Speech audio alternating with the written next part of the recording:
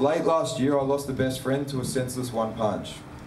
He was without a doubt the most genuine, kind-hearted individual I've ever met, and very much a key role model within our friends group, and this group was expansive. I can confidently say that my best mate did not have a bad bone in his body. He was my idol, and he is my idol, and not a day goes by that I don't wish things were different. I miss him more than words can describe. I urge all of you to please sign the petition here today, or log on to www.change.org, with the petition name being Change One Punch Laws, and help make our voice heard, not only for our best mate, not only for his family and friends, but for every single member of the community who's been affected by street violence, be it directly or indirectly.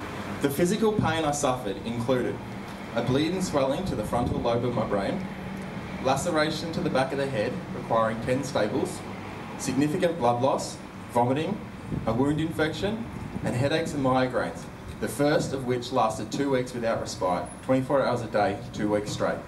The things that are never forgotten are the images that are left in the minds of the victims' loved ones. The wives or husbands, mothers and fathers, brothers, sisters, family and friends.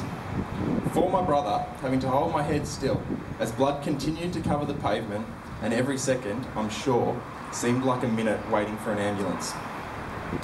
My wife and family that all received unexpected phone calls explaining I'd been seriously injured in a one-punch incident, and upon arriving at the hospital, had to see me strapped to a hospital bed, blood-soaked clothes, neck brace on.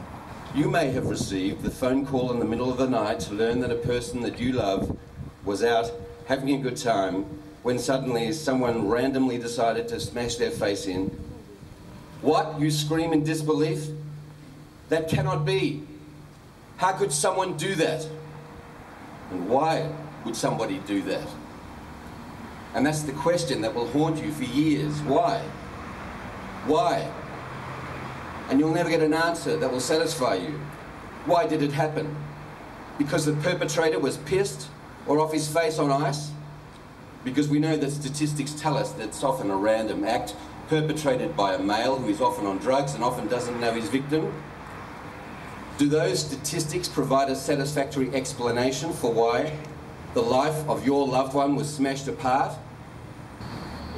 The issue with violence is a learned behaviour. No one's born violent, and the problem is that once you learn violence, it's an incredibly tough thing to unlearn. So we're working very hard with young boys and girls to talk about positive decision making, personal identity, understanding the way you respond to things when they don't go your way. And it's been a tough journey so far, because as we see, there are so many instances that happen every weekend. You read about in the paper of someone else being king hit, and it's absolutely devastating. Step Back Think are so moved by what you're all doing, and we cannot wait to collaborate with you. We cannot wait to work with you.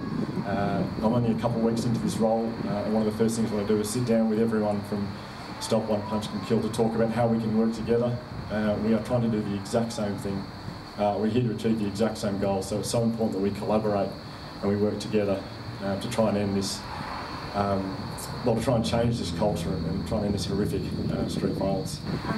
So nearly exactly 12 months ago, I lost my boyfriend to a fatal one punch. You hear about these things happening to you, but never in your wildest nightmares do you think that it will be you. Being with someone that you believe you're going to spend the rest of your life with, and then one moment have that taken away from you, is a pain that is indescribable, and one that I would never wish upon anyone.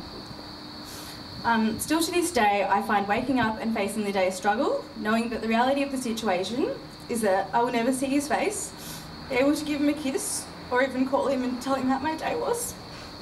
For the offenders, they can walk away with only 4 years, but this is a life sentence to me, and even though no amount of time will ever bring him back, 4 years for someone's life is no justice in my eyes. Not only did that punch take away the love of my life and my soulmate, but that day, a part of me died as well. We were those people that thought it would never happen to us. Well, it did, and now we so badly want to prevent anyone else from ever having to feel like we do. The loss of our friend is not something that just induces heartache when you're feeling helpless and defeated, but something that paints the world in grayscale, even on the brightest morning. It feels like a constant battle. You're always fighting between trying to cope with your own grief as well as desperately trying to give everything you have into supporting your own friends who are also only barely holding on. It's not just those that loved him that have been infected, it's the people that love us as well. Like our parents and our siblings and our workplaces who have to deal with anxious, unresponsive and fragile strangers. They feel like they are in no man's land, having no words to reach our deaf ears, no way to possibly help make it better or to understand why we just can't communicate. Beyond even that, there are the hundreds of more people that only briefly knew him and those that had heard about the kind of person he was. Those people who can identify with him and in the situation and know that he was just in the wrong place at the wrong time, just like they could have been. It's impossible to comprehend that this far-reaching butterfly effect began with just one avoidable fatal punch. Someone wrote in our Facebook this week that this rally was useless, that all we should be doing is fighting for harsher penalties.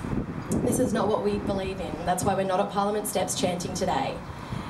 We believe, at the same time as imploring our government to set a new precedent and actually support the victims, we are also attempting to create awareness so that nobody can ever say that they didn't know it could kill him. That's no longer a valid defence. People need to start being aware of their friends.